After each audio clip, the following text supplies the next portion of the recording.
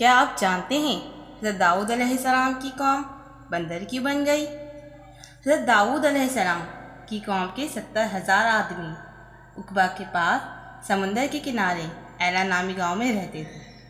یہ لوگ بڑی فراخ دلی اور خوشحالی کی زندگی بسر کرتے تھے۔ اللہ تعالیٰ نے ان لوگوں کا اس طرح امتحان لیا کہ ہفتے کے دن مچھلی کا شکار ان لوگوں پر حرام فرما دیا، ہفتے کے باقی دنوں پر شکار حلال فرما دیا، مگر اس طرح ان لوگوں کو آزمائش میں مبتلا فرما دیا کہ ہفتے کے دن بے شمار مچھلیاں آتی تھیں اور باقی دنوں میں مچھلیاں کم آتی تھیں۔ شیطان نے ان لوگوں کے دلوں میں یہ وسوسے ڈال دیے کہ سمندر سے کچھ نالیاں نکال کر خشکی پر چند گڑھے بنا لو، اور جب ہفتے کے دن ان نالیوں کے ذریعے مچھلیاں ان ہالز میں آ جائے تو نالیوں کا منہ بند کر دو اور اس دن شکار مت کرو، اور دوسرے دن آسانی کے ساتھ ان مچھلیوں کو پکڑ لو۔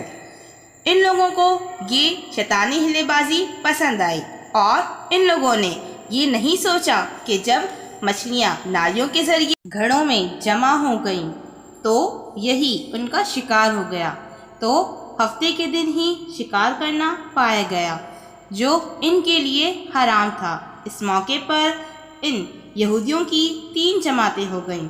پہلی جماعت یعنی کچھ لوگ ایسے تھے کہ شیطان کے اس شیطانی ہلے بازی سے منع کرتے تھے اور ناراض ہو کر بیزار ہو کر شکار سے باز رہیں۔ دوسری جماعت کچھ لوگ اس کام کو دل سے برا مان کر چپ رہیں، دوسروں کو منع نہ کرتے تھے بلکہ منع کرنے والوں سے کہتے تھے کہ تم لوگ ایسے لوگوں کو نصیحت کیوں کرتے ہو جنہیں اللہ رب العالمین ہلاک کرنے والا ہے اور سخت سزا دینے والا ہے۔ اور کچھ لوگ وہ سرکش اور نافرمان تھے جنہوں نے حکم خداوندی اللہ رب العالمین کی اعلانیہ مخالفت کی اور شیطان کے وسوسے میں آ کر ہفتے کے دن شکار کر لیا اور ان مچھلیوں کو کھایا اور بیچا بھی۔ جب نافرمانوں نے منع کرنے کے باوجود شکار کر لیا تو منع کرنے والی جماعت نے کہا کہ اب ہم ان گناہ گاروں سے میل ملاپ نہیں رکھیں گے، چنانچہ ان لوگوں نے گاؤں کو تقسیم کر کے درمیان میں ایک دیوار بنا لی اور آنا جانا اور آمد و رفت کا ایک الگ دروازہ بنا لیا۔ حضرت سیدنا داؤد علیہ السلام نے غضبناک ہو کر شکار کرنے والوں پر لعنت فرما دی۔ دعا کا یہ اثر ہوا کہ ایک دن گناہ گاروں میں کوئی بھی باہر نہ نکلا تو انہیں دیکھنے کے لیے چند لوگ دیوار پر چڑھ گئے۔ کیا دیکھتے ہیں کہ وہ سب کے سب بندروں کی صورت میں تبدیل ہو گئے ہیں۔ اب یہ لوگ ان مجرموں کا دروازہ کھول کر اندر داخل ہو گئے تو وہ بندر اپنے رشتہ داروں کو پہچانتے تھے، ان کے پاس آ کر ان کے کپڑوں کو سونگھتے تھے اور زور زور سے روتے تھے۔ لوگ ان بندر بن جانے والوں کو نہیں پہچانتے تھے۔ ان بندر بن جانے والوں کی تعداد 12,000 تھی۔ یہ سب 3 دن تک زندہ رہے اور اس درمیان میں کچھ بھی کھا پی نہ سکے بلکہ یوں ہی بھوکے پیاسے ہلاک ہو گئے۔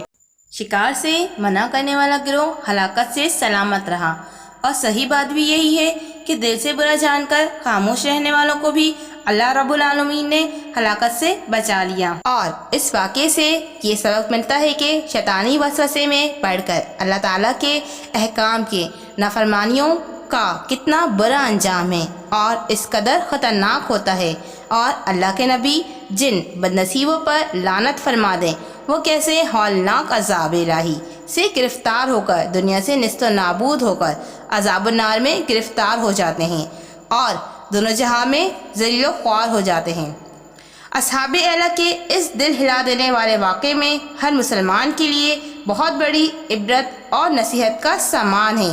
کاش مسلمانوں کے قلب میں، دلوں میں خوف خداوندی کی لہر دوڑ جائے اور وہ اللہ کے بتائے ہوئے صراط مستقیم پر چل پڑیں اور دونوں جہاں کے سلطنت کے تاجدار بن جائے۔ آمین یا رب العالمین۔